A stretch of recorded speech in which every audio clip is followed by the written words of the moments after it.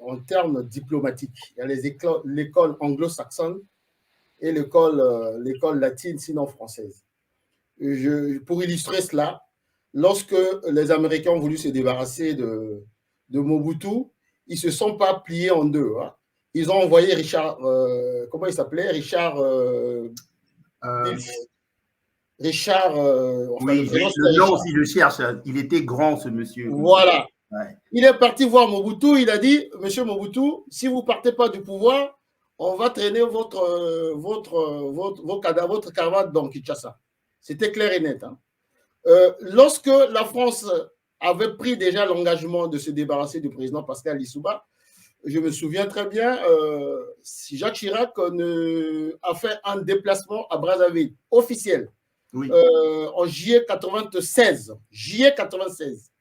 Il était venu pour 3 jours, il est resté 5 jours. Janvier 97, donc 6 mois après, Jacques Chirac décide de se débarrasser de Lissouba. Voilà la différence entre les deux manières de fonctionner en termes diplomatiques. Maintenant, pour démontrer que ce voyage-là, cette escale, je reviens sur l'escale, parce qu'il faut voir la question de timing. Dans la hiérarchie des voyages, il y a la visite d'État, il y a la visite officielle, il y a la visite de travail et il y a une escale. Donc, à travers ce timing, on ne peut pas. C'est juste par courtoisie qu'on parle de visite. Mais en matière de timing, demandez à tous les diplomates, ils vous parleront que ça s'appelle une escale. 3h15 chrono, c'est une escale. Maintenant, je reviens un peu plus loin. Comment dirais-je? D'analyser de manière prospective et sereine la situation. Ils se sont mis à identifier des boucs émissaires. Je dis, je redis, l'Afrique n'est pas devenue pro-russe, je ne sais pas quoi. Ça, c'est du pipeau.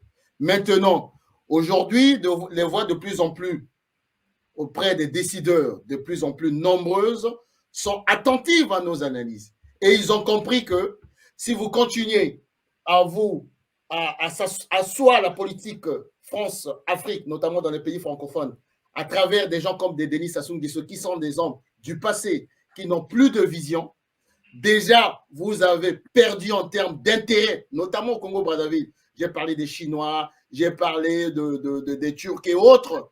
Vous allez continuer à le perdre. Raison pour laquelle M. Macron est en train de revoir les choses autrement.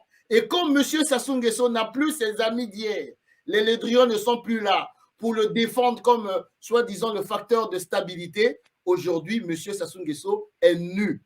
Et en cela, cette escale technique et, comment je peux dire ça, mémorielle, qui était une espèce de ligne médiane, de posture médiane, pour ne pas frustrer, j'insiste, celui qui est le boy de Mindele. Non.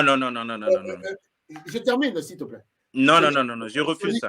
Celui qui est le boy de Mindele.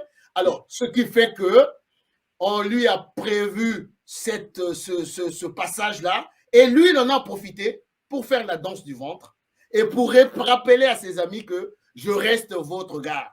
Donc, ne me lâchez pas. Mais j'ai bien peur que la croix est déjà là parce que les puissances n'ont pas d'amis, n'ont que des intérêts. Or, les intérêts de Paris ne sont plus à l'ordre du jour au Congo-Brazzaville, qui sont partis du côté de la Chine et ailleurs. Voilà ce que je voulais dire dans la globalité. Et nous, en tant qu'opposition, on se satisfait du fait que, comme d'habitude, mais on sait qu'il n'a pas de parole, il a pris encore les engagements qu'il doit tenir pour libérer les prisonniers politiques, pour arriver à décrisper la situation politique, on va y aller. Il a pris encore des engagements. Il ne les tiendra pas. Très bien.